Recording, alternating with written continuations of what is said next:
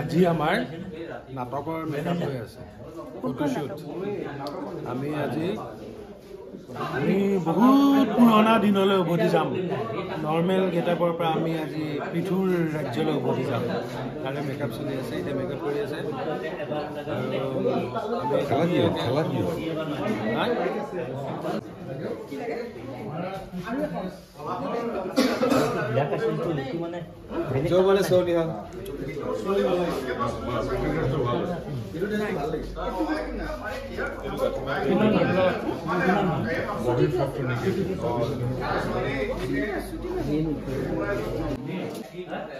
আজি আমাৰ ফটোশ্বুট হব পৃথু এতিয়া ৰূপসজ্জাৰ শিল্পীগৰাকীয়ে যিসকলে ৰূপসজ্জা কৰি আছে তাৰ পৰা সজ্জা কৰি আমিও আগবাঢ়ি যাম ফটো সেশন ধন্যবাদ অলপ পিছতে যাম হায়দৰাবাদ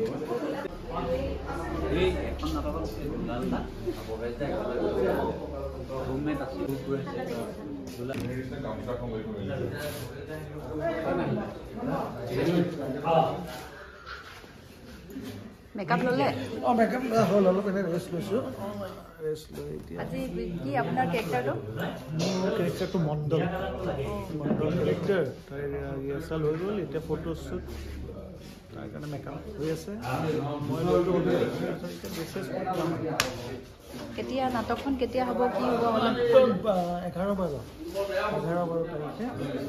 মাস্কোৱাৰ এই লাচিত ঘাট তো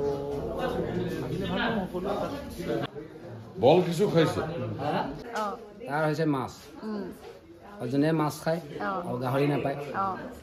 যোনে গাহৰি খায় চিকেন দিয়া নহ'ব আৰু জুইত বনাইছে ন সেইকাৰণে বেছি টেষ্টি হৈছে সেইকাৰণে টেষ্টি হৈছে চবে পুৰা খুজি খুজি খালে ন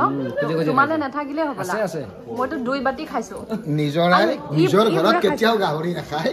বাহিৰত পালে ফকটিয়াত পুৰা খায় পুৰা দবাই দিয়ে খাইছে তেখেতে প্ৰথমতে গৈ গাহৰি বাতিটো তুলি লৈছিল হাতত থালখনত গাহৰি বাতি আৰু খালী থাল তাৰপিছতে ভাত তাত লৈছে সঞ্জয়ে বেকত বনাই থৈ দিছে আলোচনাৰ বিষয়টো হ'ল গাহৰি মেইন গৰুৱে যেনেকৈ গাখীৰ দিয়ে হাল পায় গৰাই কিবা কৰে কাৰোবাৰ ছালখন কামত আহে কাৰোবাৰ নখটো বোলে সেইকাৰণে গাহৰি বাতিটো আগতে সেইকাৰণে গাহৰি নিচিনা হৈ গৈছে তাক খাবলৈ নাখালে বেয়া পাওঁ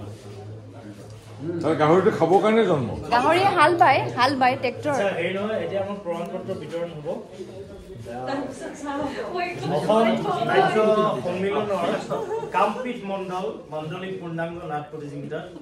শ্ৰেষ্ঠ অভিনেত্ৰী পুৰস্কাৰ পাইছে অঞ্জু হাজৰিকা ডাঙৰীয়া আমি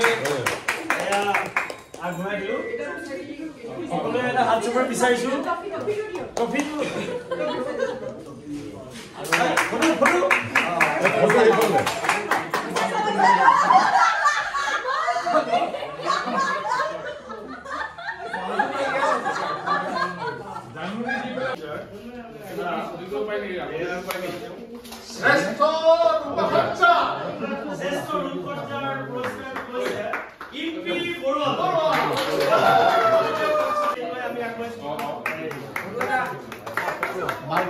আৰু আমি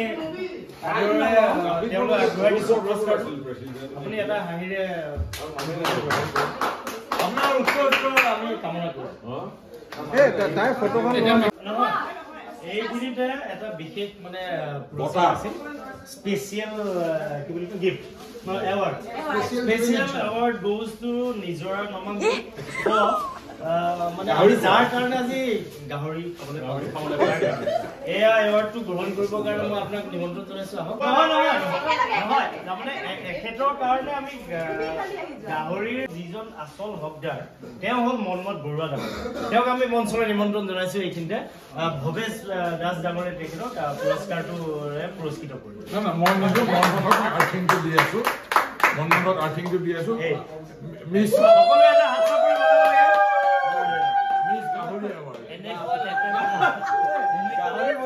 গাহৰি বৰুৱা মানুহক নটৰাজৰ মূৰ্তি দিছে এনেকুৱা লেতেৰা এইখিনিতে মই ৰাইজৰ 1 মিনিট বিচাৰিছোঁ আমাৰ বাকী যি দুটা এৱাৰ্ড আছিলে সেই দুটা সঁচাই এৱাৰ্ড এই লাষ্টৰ এৱাৰ্ডটো মিছা অনুগ্ৰহ কৰি আপোনালোকে সেইটোক আপোনালোকে চিৰিয়াছলি নল'ব থেংক ইউ আপোনালোকে সকলো আহিলে সভাত উপস্থিত থাকিলে প্ৰজ্ঞাৰ নিবেদনত এইবছৰ হ'বলৈ গৈ আছে এখন খুব সুন্দৰ নাটক মহানায়ক পিথু মহাৰাজ নাটকখন ৰচনা কৰিছে হিল্লোল কুমাৰ পাঠক পৰিচালনা কৰিছে অসীম কৃষ্ণ বৰুৱা মনমত বৰুৱাৰ তত্ত্বাৱধানত আজি এই পোষ্টাৰ কাৰণে ফটোশ্বুট চলি আছে গতিকে ইয়াৰে কিছু মুহূৰ্ত আপোনালোকক দেখাব চেষ্টা কৰিছোঁ আৰু 12-13 মাৰ্চত লাচিত ঘাটত আপোনালোকে সকলোৱে নাটক চাবলৈ আহিব বুলি আশা কৰিলোঁ আৰু শেষলৈকে ভিডিঅ'টো চোৱাৰ বাবে আপোনালোকক বহুত বহুত ধন্যবাদ জনাইছোঁ মোৰ চেনেলটো ছাবস্ক্ৰাইব কৰি দিব শ্বেয়াৰ কৰি দিব আৰু লাইক কৰি দিব